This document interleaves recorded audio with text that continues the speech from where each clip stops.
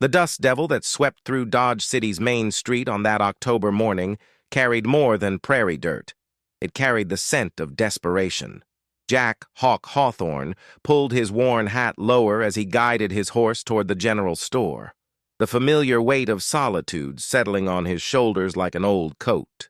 At 43, Jack had learned that silence was safer than conversation, that keeping to the edges of town meant fewer questions about the scars that mapped his face and the ghosts that haunted his sleep.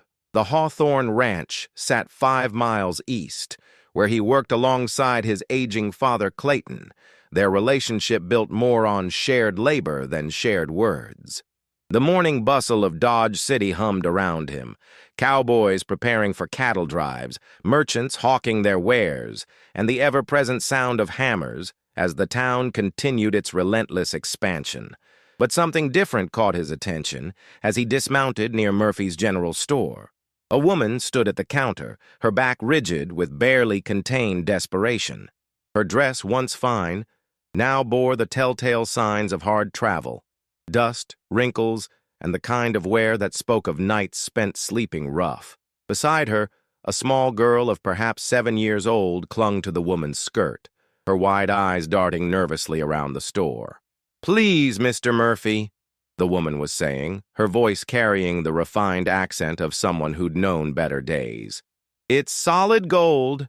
Surely it's worth enough for some bread and milk for the child." Jack paused in the doorway, watching as Ezra Murphy examined the ring with the calculating eye of a man who'd seen every sob story the frontier had to offer. The ring caught the morning light streaming through the window, a simple gold band with a small diamond that sparkled like a tear. "Ma'am, I appreciate your situation," Murphy said, his tone carefully neutral. "But I'm running a business, not a charity. This ring might be worth something in Kansas City, but out here—" He shrugged, sliding the ring back across the counter. "I can give you a loaf of day-old bread and some milk. That's the best I can do." The woman's shoulders sagged, and Jack saw her hand tremble as she reached for the ring. The little girl tugged at her skirt, and when the woman looked down, Jack caught sight of her face for the first time. She was younger than he'd expected, perhaps 25, with auburn hair escaping from a once neat bun, and green eyes that held the kind of exhaustion that went bone deep. "Mama," the child whispered, so quietly Jack almost missed it. "I'm not that hungry." The lie was written in every line of the girl's thin frame, in the way she swayed slightly on her feet. Jack had seen enough hungry children during the war to recognize the signs. "Now, Lydia," the woman said, forcing brightness into her voice, "we'll make do. We always do." Jack found himself stepping forward before he'd made a conscious decision to move. "Excuse me, ma'am." Both the woman and Murphy turned toward him. The woman's hand instinctively moved to shield the child, and Jack saw fear flicker across her features, the kind of fear that came from being hunted. "I couldn't help but overhear," Jack continued, keeping his voice gentle despite its natural roughness. "Name's Jack Hawthorne. My father and I run a ranch east of town." The woman's eyes narrowed slightly. "I'm Evelyn Harper. This is my daughter, Lydia." Jack nodded to both of them, noting how the child seemed to shrink further behind her mother's skirts. "Mrs. Harper, I wonder if you might consider a proposition." "I'm not interested in that kind of proposition, Mr. Hawthorne," Evelyn said sharply, her chin lifting with defiant pride. "No, ma'am, nothing like that," Jack said quickly, feeling heat rise in his cheeks. "I meant honest work. My father's been saying we need help with the household duties, and winter's coming on. We could use someone to help with cooking, mending, that sort of thing. Room and board, plus fair wages." Evelyn studied him with those sharp green eyes, clearly trying to determine if this was some kind of trap. "And what would you want in return?" "Just what I said. Honest work for honest pay." Jack glanced at little Lydia, who was peeking out from behind her mother's skirt with curious eyes. "The ranch is safe, isolated, peaceful." Something in his tone must have conveyed more than his words, because Evelyn's expression softened slightly. "Mr. Hawthorne, I appreciate the offer, but gold isn't what we need," Jack said quietly, his eyes meeting hers. "You are." The words hung in the air between them, and Jack saw something shift in Evelyn's expression. Surprise, perhaps, or the first tentative spark of hope. Murphy cleared his throat. Well, if that's settled, I've got other customers to tend to. But Jack wasn't finished. He pulled out his wallet and placed enough money on the counter to cover a week's worth of supplies. Mr. Murphy, please see that Mrs. Harper and her daughter get whatever they need. Charge it to the Hawthorne account. Jack, that's not necessary, Evelyn began. It is to me, Jack said simply. He turned back to Murphy. And throw in some of those peppermint sticks. I imagine Miss Lydia might enjoy them. For the first time since he'd seen her, the little girl smiled. A small, tentative thing, but genuine. She whispered something to her mother, who leaned down to listen. She says thank you, Evelyn translated, though Jack had heard the child speak for herself earlier. Interesting. You're welcome, Miss Lydia, Jack said, crouching down to the child's level. Do you like horses? Lydia nodded enthusiastically, some of her shyness evaporating. Well, we've got some of the finest horses in Kansas at our ranch. Maybe your mama will let you meet them. Evelyn's hand tightened protectively on her daughter's shoulder. Mr. Hawthorne, while I appreciate your kindness, I should tell you that we might not be staying long. We're traveling through. Running from something, Jack said quietly, not making it a question. Evelyn's face went pale. I don't know what you mean. Ma'am, I've been running from things most of my life. I recognize the signs. Jack stood slowly, his movements careful and non-threatening. Whatever it is, whatever you're afraid of, you'll be safer at the ranch than wandering the prairie with winter coming on. And if we bring trouble to your door? Jack's hand unconsciously moved to the scar that ran from his left temple to his jaw, a souvenir from Antietam that had taught him about the price of standing up for what was right. I've handled trouble before. Evelyn looked down at her daughter, who was clutching a peppermint stick and gazing up at Jack with something approaching trust. When she looked back up, Jack saw the moment she made her decision. 1 week, she said. We'll stay 1 week, and then we'll move on. Fair enough, Jack agreed, though something told him 1 week wouldn't be nearly enough time to unravel whatever web of danger had driven this woman and child to his doorstep. As they gathered their supplies, Jack noticed how Evelyn's eyes constantly scanned the street, how she positioned herself between Lydia and the window, how her hand never strayed far from a small knife concealed in her skirt. Whatever she was running from, it was still out there, still hunting. And as they prepared to leave for the ranch, Jack caught sight of 2 men across the street, their attention focused intently on their little group. When one of them started to move in their direction, Jack stepped casually between them and Evelyn, his hand resting on the butt of his Colt. The men stopped, exchanged a look, and melted back into the crowd. Mrs. Harper, Jack said quietly, I think it's time we got you and Lydia home. The word home seemed to hit Evelyn like a physical blow, and Jack saw tears she refused to shed glittering in her eyes. Whatever had happened to her, wherever she'd come from, home was something she'd lost along the way. But as they climbed into his wagon and headed toward the Hawthorne ranch, Jack found himself making a silent promise to the woman beside him and the child who'd already stolen a piece of his guarded heart. Whatever was hunting them would have to go through him first. The prairie stretched out before them, vast and seemingly empty, but Jack's instincts, honed by war and hardened by loss, told him they were being watched. The game, whatever it was, had only just begun. And somewhere in the distance, like thunder before a storm, trouble was coming to Dodge City. The Hawthorne Ranch emerged from the prairie like a promise kept. Solid, weathered buildings that spoke of generations of hard work and determination. Clayton Hawthorne stood on the porch as they approached, his 70-year-old frame still straight and strong, silver hair catching the afternoon sun. Pa! Jack called as he helped Evelyn and Lydia down from the wagon. We've got guests. Clayton's weathered face creased into what might have been a smile as he took in the woman and child. Ma'am, he said, touching his hat brim, welcome to the Hawthorne Ranch. This is Mrs. Evelyn Harper and her daughter Lydia, Jack said. They'll be staying with us for a while, helping around the house. If Clayton noticed the careful way Jack phrased the introduction, he didn't comment. Instead, he crouched down to Lydia's level, much as Jack had done in town. "Well, Miss Lydia, I bet you're tired from all that traveling. How about we get you and your mama settled in?" Lydia nodded, though she stayed close to her mother's side. Jack noticed she hadn't spoken since they'd left town, communicating only through whispers to Evelyn or expressive looks. "I've prepared the guest room," Clayton continued, straightening. "It's not fancy, but it's clean and warm." "That's very kind of you, Mr. Hawthorne," Evelyn said. "I want you to know that we'll earn our keep. I'm a good cook, and I can handle any household tasks you need." "I'm sure you can," Clayton replied, but his eyes were on Jack, reading the tension in his son's posture. "Jack, why don't you show our guests to their room? I'll start supper." As they walked toward the house, Jack noticed how Evelyn cataloged every detail: the location of windows, the sight lines to the road, the position of the barn and outbuildings. She was planning escape routes, he realized. Whatever had driven her here, she wasn't convinced she was safe yet. The guest room was simple but comfortable, with a large bed, a washstand, and a window that looked out over the prairie. Lydia immediately went to the window, pressing her small hands against the glass as she gazed out at the horses in the corral. "She loves animals," Evelyn said softly, watching her daughter. "Back home, we had—" She stopped herself, as if she'd said too much. "Where is home?"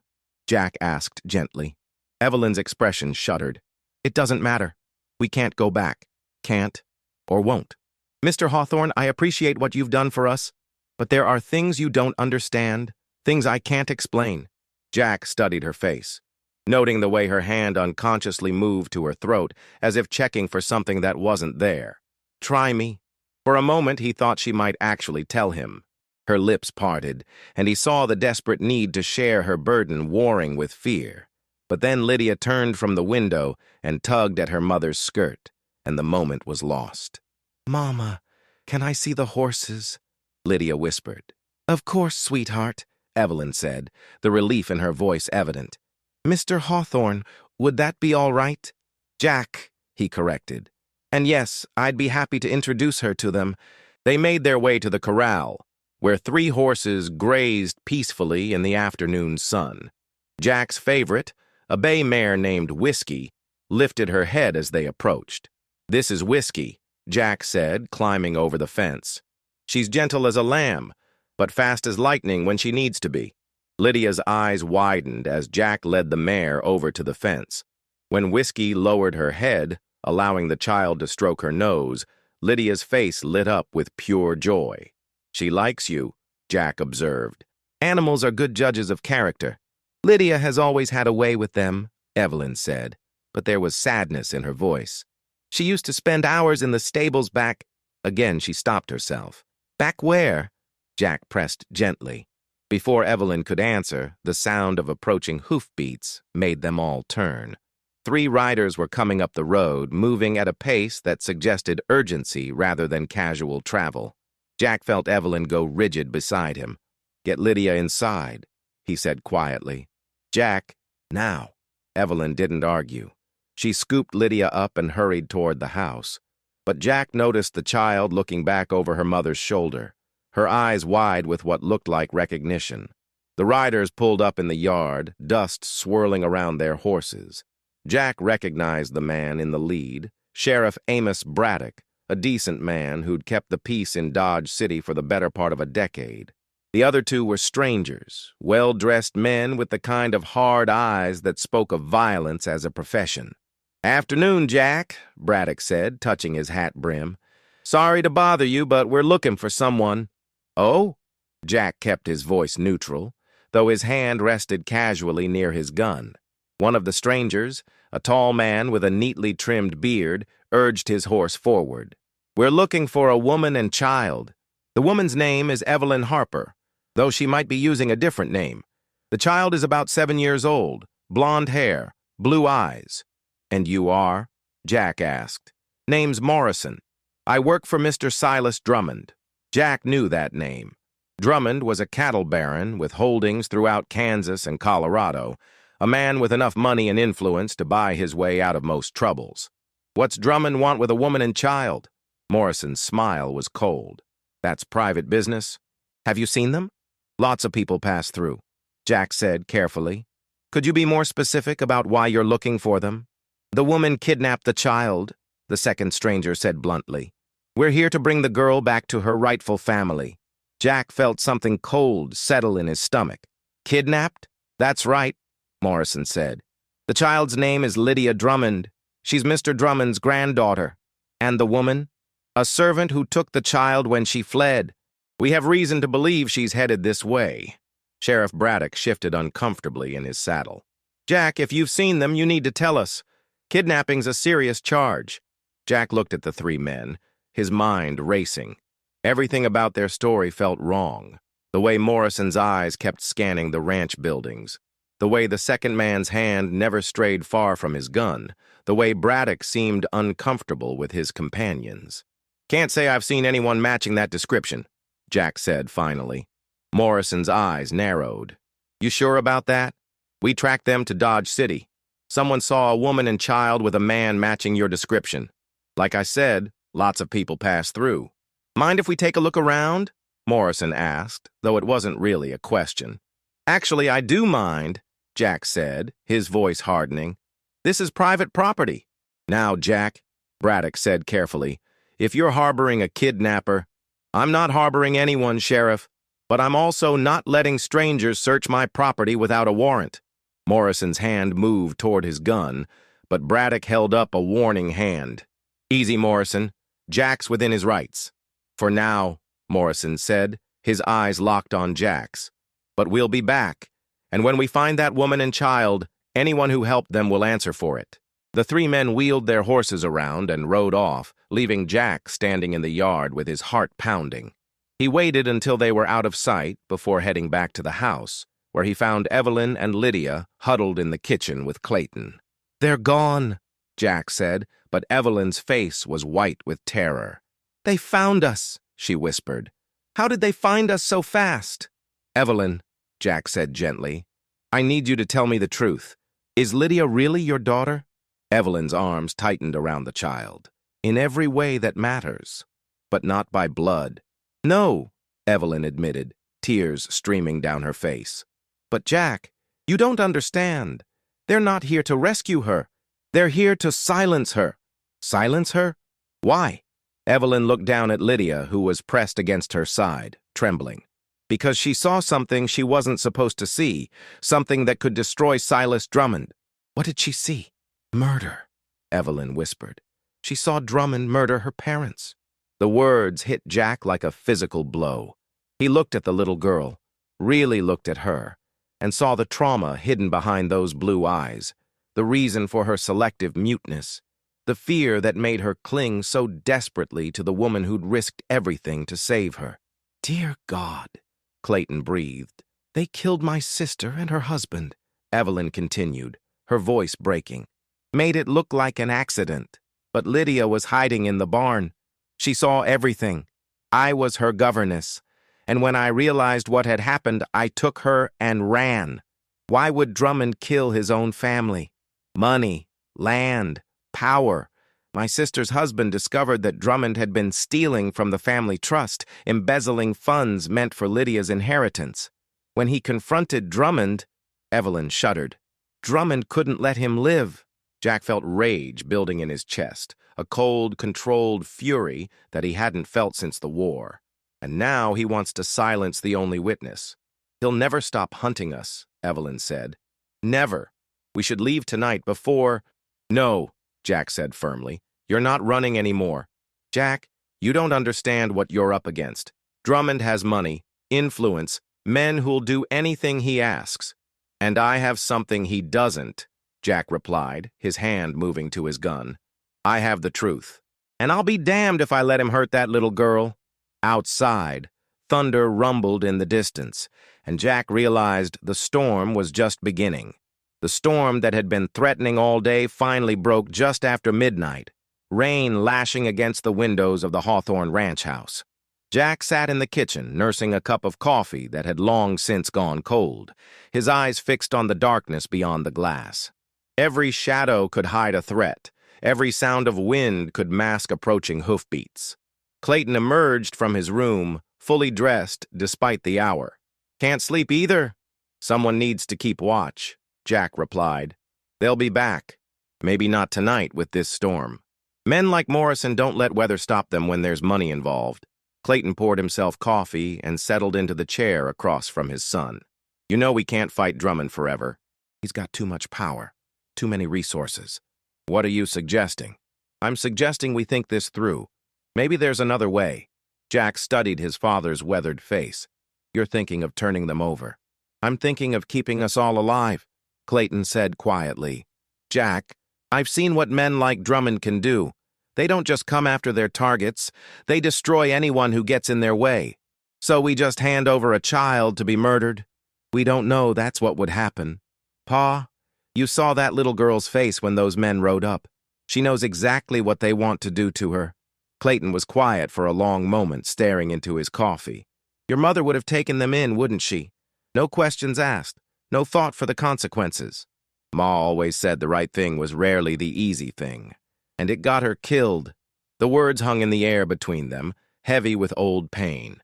Jack's mother had died trying to help a family of freed slaves reach safety during the war, gunned down by Confederate raiders who'd tracked them to the ranch. It was a wound that had never fully healed for either man. "This is different," Jack said finally. "Is it? We're harboring fugitives, Jack. People who are being hunted by men with guns and no conscience. How is that different?" Before Jack could answer, a soft sound from the hallway made them both turn. Lydia stood in the doorway, her small nightgown making her look even more fragile than usual. She was clutching a rag doll that had seen better days, her blue eyes wide with fear. "Bad dream?" Jack asked gently. Lydia nodded, then patted across the kitchen to him. Without hesitation, she climbed into his lap, curling up against his chest like a frightened kitten seeking warmth. Jack felt something shift inside him, a fierce protectiveness that surprised him with its intensity. This child had already lost so much, had seen things no child should ever see.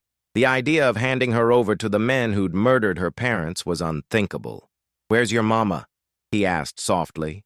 Lydia pointed toward the guest room, then whispered something so quietly he had to lean down to hear her. "She's crying," Lydia said, her voice barely audible. "She thinks I'm asleep, but I can hear her." Jack exchanged a look with his father. "Why is she crying, sweetheart?" "Because she's scared. She thinks the bad men will take me away." "What bad men?" Lydia's grip on her doll tightened. "The ones who hurt Mama and Papa. The ones who made them go to sleep forever." Clayton's face had gone pale. "Lydia, honey, can you tell us what happened to your Mama and Papa?" Lydia was quiet for so long that Jack thought she wouldn't answer. Then, in a voice so small it was almost lost in the sound of rain against the windows, she began to speak. "I was playing in the barn with the kittens. Papa came in and he was angry. He was talking to the mean man, the one with the white hair and the scary eyes." "What were they talking about?" Jack asked gently. "Money. Papa said the mean man took money that wasn't his.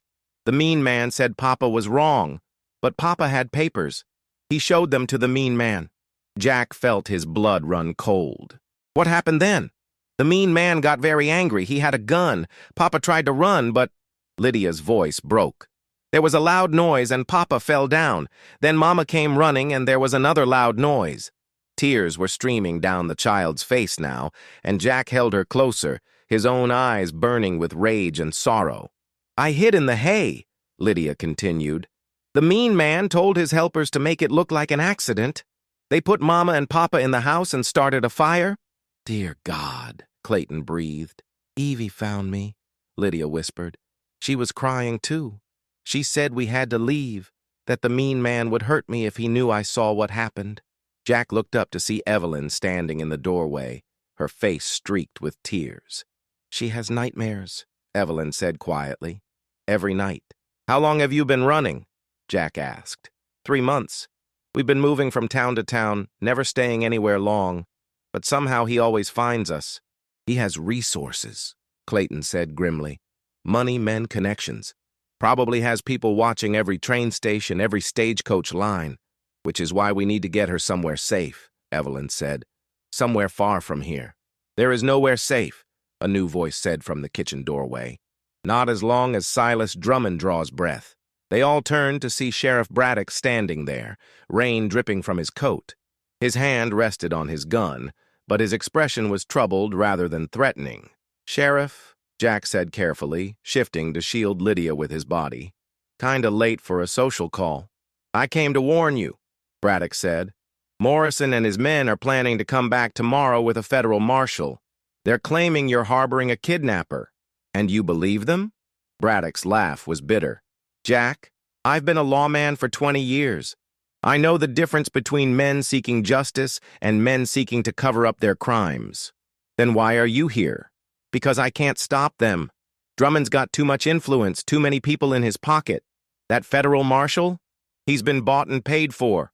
Evelyn sank into a chair, her face ashen. Then it's over. Not necessarily, Braddock said. There might be another way. I'm listening, Jack said. There's a judge in Topeka, Judge Harrison. He's honest. Can't be bought. If we could get the girl to him, get her testimony on record. Drummond would never let us get that far, Evelyn said. Not if we go through normal channels, Braddock agreed. But there's a train that runs through Elkhart, about 50 miles north of here. It stops for water every Tuesday morning. If you could get there, that's tomorrow, Jack realized. I know. It's cutting it close, but it might be your only chance. What about you? Clayton asked. Won't Drummond know you warned us? Braddock shrugged. Probably. But I didn't become a lawman to protect murderers no matter how much money they have. Jack looked down at Lydia, who had fallen asleep in his arms despite the tension in the room. She looked so small, so vulnerable. The idea of putting her through more running, more danger, made his chest tight with emotion. There's another option, he said quietly. Jack, no, Clayton said, reading his son's expression. What option? Evelyn asked. We make a stand here. Force Drummond to come to us. That's suicide, Braddock said.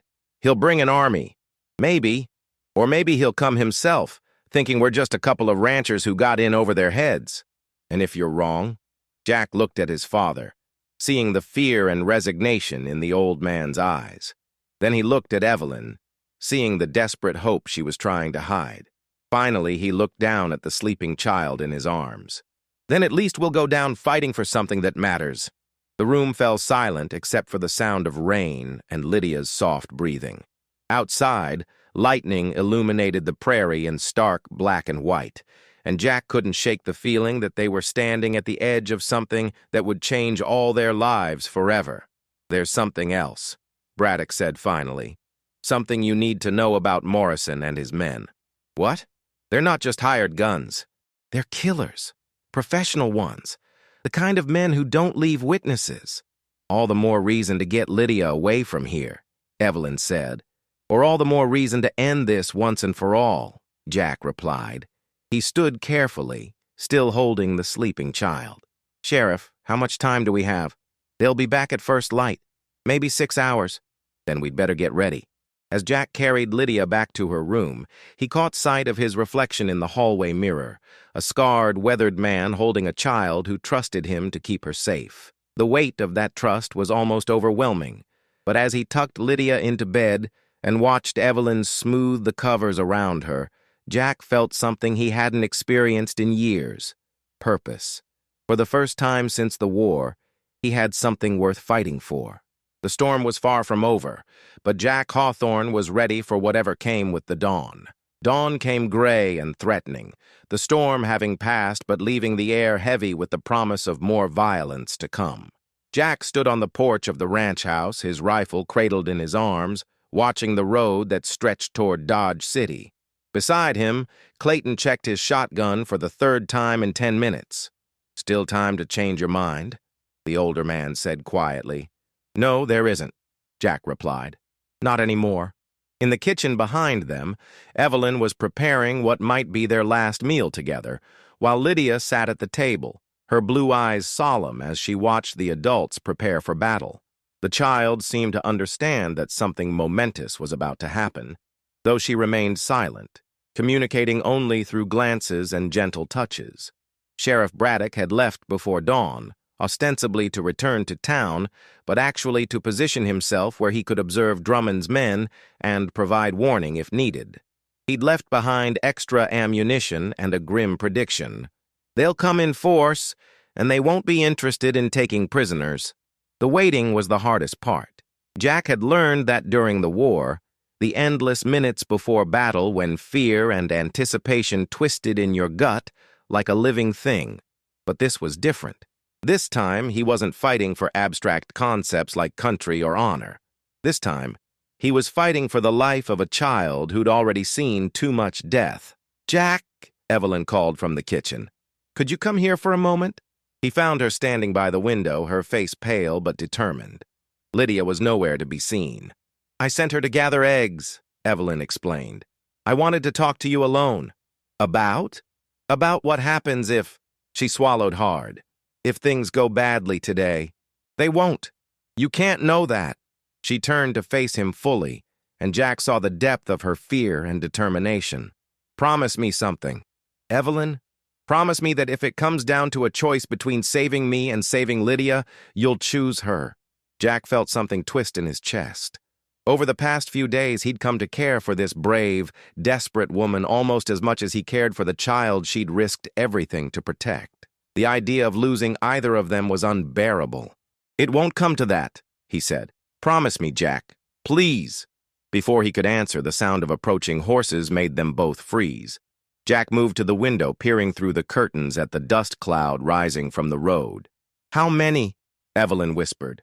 6, maybe 7. Jack's jaw tightened as he recognized the lead rider. "And they brought Drummond himself?" Silas Drummond was exactly what Jack had expected. A tall, silver-haired man in his 60s, impeccably dressed, despite the early hour and the dusty ride. His face was aristocratic, almost handsome, but his eyes were the cold, calculating eyes of a predator. He rode with the confidence of a man who'd never faced real consequences for his actions. "Get Lydia," Jack said quietly. "Take her to the root cellar and don't come out no matter what you hear." "Jack, go! Now!" Evelyn hesitated for a moment, then kissed his cheek quickly before hurrying toward the back door. Jack watched her go, then checked his weapons one final time. His Colt .45 was loaded and ready, and he had extra ammunition in his belt. The rifle was propped against the wall within easy reach. Clayton appeared in the doorway, his weathered face grim but resolute. "Ready, son?" "As ready as we'll ever be." The riders pulled up in the yard, their horses snorting and stamping in the morning air. Drummond dismounted with the fluid grace of a man half his age, his eyes scanning the ranch buildings with the practiced gaze of someone assessing a battlefield. "Mr. Hawthorne," Drummond called out, his voice cultured and deceptively pleasant. "I believe we need to have a conversation." Jack stepped onto the porch, his father beside him. "Mr. Drummond, you're a long way from home." "Indeed I am. But then, so is my granddaughter. Don't know what you're talking about." Drummond's smile was cold as winter. "Please, Mr. Hawthorne, let's not insult each other's intelligence. I know the woman and child are here. I simply want them returned to me. And if they don't want to be returned, what they want is irrelevant. The child is my blood, my responsibility. The woman is a kidnapper who's filled the girl's head with lies." Jack studied the men arrayed behind Drummond. Morrison was there along with 5 others, all hard-faced professionals with the look of men who killed for money. But there was something else, something that made Jack's blood run cold.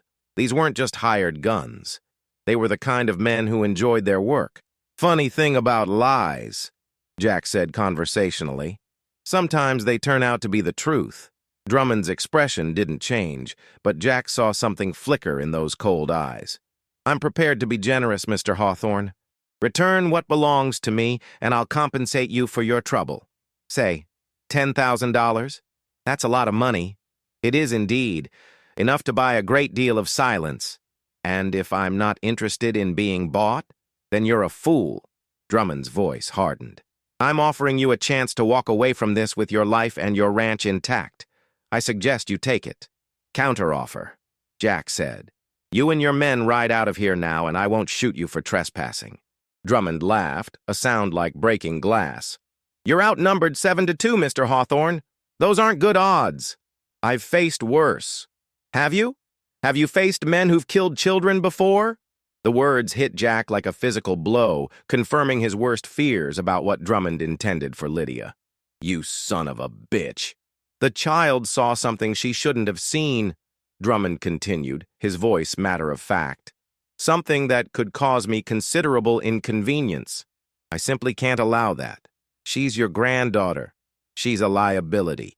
Nothing more. Jack felt rage building in his chest, the same cold fury that had carried him through the bloodiest battles of the war. You killed your own daughter. I eliminated a threat to my business interests, just as I'm prepared to eliminate you if you don't see reason. The only thing I see is a coward who murders children.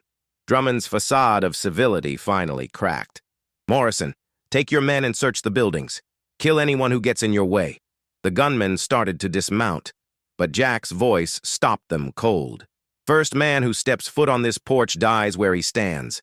His Colt was in his hand, though he didn't remember drawing it. Beside him, Clayton had raised his shotgun, the twin barrels steady despite his age. You can't fight us all, Morrison said, but there was uncertainty in his voice now. Maybe not, Jack agreed. But I can damn sure take some of you with me. Question is, which ones of you want to die for Drummond's money? For a moment, the tableau held. 7 men on horseback facing 2 on the porch, the morning air thick with tension and the promise of violence. Then, from somewhere behind the house, came the sound Jack had been dreading. Lydia's scream. "Evelyn!" he shouted, but even as he turned toward the sound, he knew it was too late. Drummond had been too smart, too experienced. While they'd been talking, he'd sent men around the back. "Drop your weapons!" Drummond called out, his voice triumphant, "or the woman dies!" Jack turned to see 2 of Drummond's men emerging from behind the house, Evelyn between them with a gun pressed to her head. Her face was bruised and there was blood on her lip, but her eyes blazed with defiance. "Where's Lydia?" Jack demanded. "Safe," Evelyn said. "For now. Not for long," Drummond said. "Drop your guns, Mr. Hawthorne. Last chance." Jack looked at his father, seeing his own desperation reflected in the old man's eyes. They were beaten, and they all knew it. But as Jack started to lower his weapon, a new voice cut through the morning air. "I wouldn't do that if I were you." Sheriff Braddock emerged from the barn, his rifle trained on Drummond. Behind him came 3 more men, deputies Jack didn't recognize, but their badges gleamed in the morning light. "Sheriff Braddock," Drummond said, his voice carefully controlled. "This is a private matter. Murder's never private, Drummond, especially when there are witnesses." "What witnesses?" Braddock smiled grimly. "Turns out your granddaughter isn't as mute as you thought. She's been talking to Judge Harrison in Topeka. Told him everything she saw that night." Jack saw Drummond's face go white. "That's impossible. The child hasn't left this ranch." "Telegraph's a wonderful invention," Braddock said. "Judge Harrison's already issued warrants for your arrest. You and all your men." The standoff stretched for another heartbeat, and Jack could see Drummond calculating his options. Then, with the desperate fury of a cornered animal, the cattle baron made his choice. "Kill them all!" he screamed. The morning exploded into violence. Jack dove for cover as bullets flew, his own gun barking as he returned fire. Clayton's shotgun boomed and one of Drummond's men toppled from his horse. Braddock and his deputies were firing from the barn, their rifles cutting down the hired killers with methodical precision. But in the chaos, Jack saw Morrison break away from the fight, heading for the house where Lydia was hidden. With a roar of rage, Jack sprinted after him, tackling the gunman just as he reached the back door. They went down hard, rolling in the dirt as they fought for control of Morrison's gun. The man was strong and desperate, but Jack had something Morrison didn't, a reason to fight that went beyond money. With a final surge of strength born from desperation and love, Jack managed to get his hands around Morrison's throat. The gunman's eyes bulged and then went still. When Jack looked up, the shooting had stopped. Drummond lay dead in the yard, his silver hair stained with blood. His remaining men were either dead or surrendering to Braddock's deputies. "Jack!" Evelyn's voice made him turn, and he saw her running toward him, Lydia in her arms. The child was crying, but she was alive and unharmed. "It's over," Jack said, gathering them both into his arms. "It's finally over." Later, as the bodies were being loaded into wagons and the survivors taken into custody, Jack sat on the porch with Evelyn and Lydia. The child was curled up between them, finally able to speak freely for the first time in months. "Will the bad men come back?" she asked. "No, sweetheart," Jack said gently. "They'll never hurt you again. Promise?" "I promise."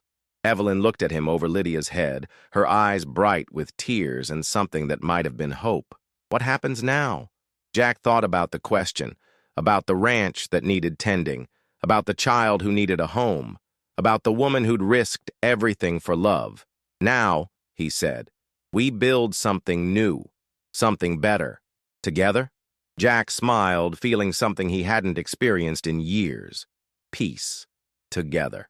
As the sun climbed higher in the prairie sky, washing away the shadows of the night, Jack Hawthorne realized that sometimes the greatest treasure wasn't gold or silver or land. Sometimes it was simply having people to protect, people to love, people who made the fight worthwhile. The lonely cowboy was lonely no more. Hello, how are you? Did you enjoy the story? Like, share, comment on which city you're watching from, and subscribe to the channel to help us continue adding new amazing videos. Thank you very much, and come back often.